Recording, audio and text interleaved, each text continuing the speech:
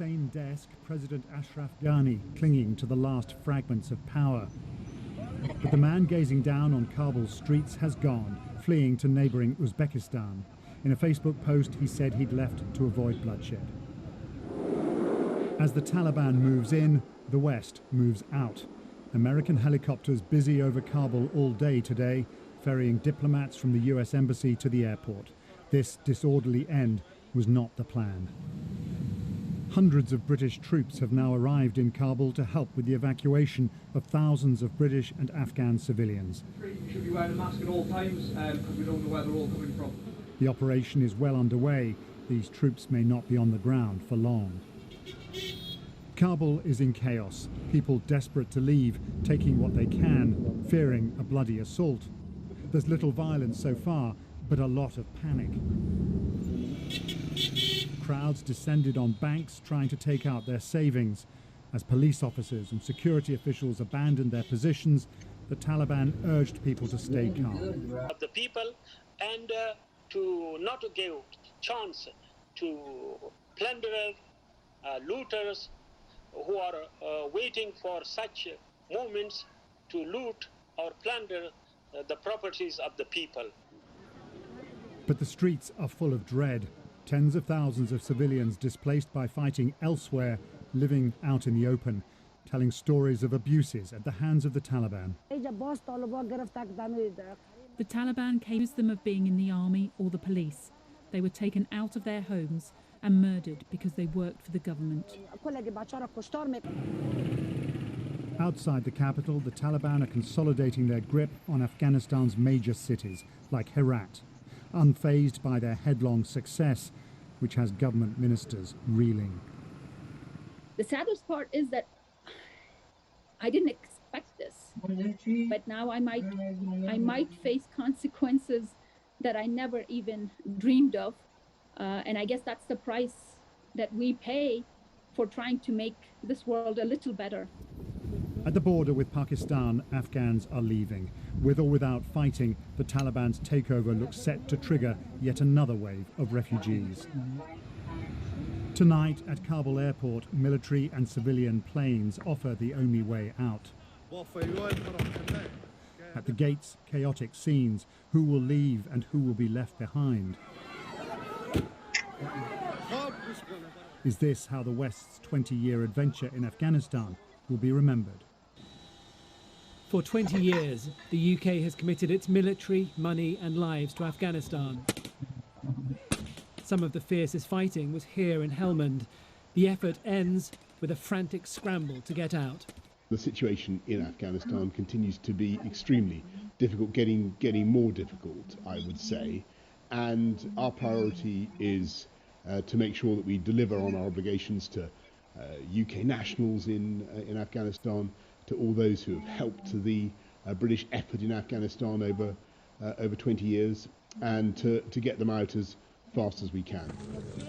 UK troops first went to Afghanistan in October 2001 after the 9/11 attacks, joining US-led action against Al-Qaeda and the Taliban. By the time combat operations ended in 2014, 454 UK soldiers and military personnel had died. Successive prime ministers stressed their commitment to the country and protecting the progress made. Today, cross-party fear that progress could vanish. The real danger is that we're going to see every female MP murdered. We're going to see ministers strung up on street lamps, and this is the decision that I'm afraid has been taken. We haven't heard from the Foreign Secretary in about a week, despite this being the biggest single foreign policy department disaster since Suez. It's been a catastrophic miscalculation, that is absolutely clear. The UK and the United States both overestimated the capacity of the Afghan government to hold off the Taliban and underestimated the capacity of the Taliban to advance throughout the country, and that has been clear actually for days. The UK says its mission in Afghanistan had to end once the US announced its decision to leave, despite the consequences. It's a mark of the crisis that MPs and peers will be brought back from their summer break on Wednesday for a day's debate. Many are livid about the way Afghanistan is being left. But talking here won't stop the Taliban, and all MPs can do is ask ministers how a humanitarian and security disaster might be avoided. For James Kyle, today is difficult. He was a captain in the Light Dragoons, served in Afghanistan in 2007 and 2009, the year the regiment lost 6 of its soldiers. It's incredibly sad to see the change happen so quickly after years and years of incredibly hard work from remarkable armed services in the country. I don't know how I could ever look the parents of fallen soldiers in the eye and say that what they did was worth it. The situation in Afghanistan will be deeply felt by many families closer to home, reflecting on a mission that wasn't meant to end like this. Over many years, and at a cost of tens of billions of dollars, the US trained and equipped Afghan forces to be ready to take back control of their country.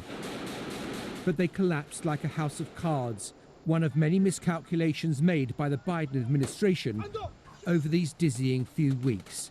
And today, America's most senior diplomat was trying to put a brave face on events. What we're focused on now is making sure that we can get our people to a safe and including Afghans who worked for the embassy, worked for our military. We have a massive effort underway to bring Afghans at risk out of the country if that's what they so desire.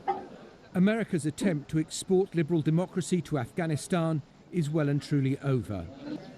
America's effort to build a civil society in Kabul and beyond also in tatters.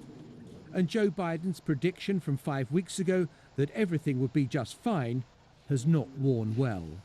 Well, first of all, the mission hasn't failed yet. So the question now is, where do they go from here? That the jury is still out. But the likelihood there's going to be the Taliban overrunning everything and owning the whole country is highly unlikely. The Taliban wants to make a deal. The withdrawal policy was framed during the Trump administration and embraced by Joe Biden, who's at Camp David and today was being briefed by his officials. He believes passionately that America can't stay in Afghanistan indefinitely. U.S. Embassy helicopters flew from roof to roof. America's most scarring military defeat was summed up in the images of the last helicopter flying off the roof of the U.S. Embassy in Saigon at the end of the Vietnam War. Today's scramble to get out of Kabul may not be that, but it's not far short. And John's live at the White House now. Where does today then leave the Biden administration reputationally, particularly on foreign policy, John? Yeah, a few days. I think you've got to distinguish between the policy and the implementation. The policy of America saying, look, we can't stay forever, we will need to pull out, Afghan needs to take charge of its own affairs, I think that enjoys widespread support. But the implementation, the miscalculations, the warnings ignored are something else altogether. There are talks going on with the Taliban and US officials, and the Taliban have ridden roughshod over them. So what leverage does that leave the Americans in future going forward? Joe Biden hasn't spoken yet. He's going to have to address the country. This may have been Donald Trump's policy, but it's Joe Biden's implementation. And I think he'll pay quite a price for the shambles that has unfolded over the past few days. John Sopel in Washington, thank you.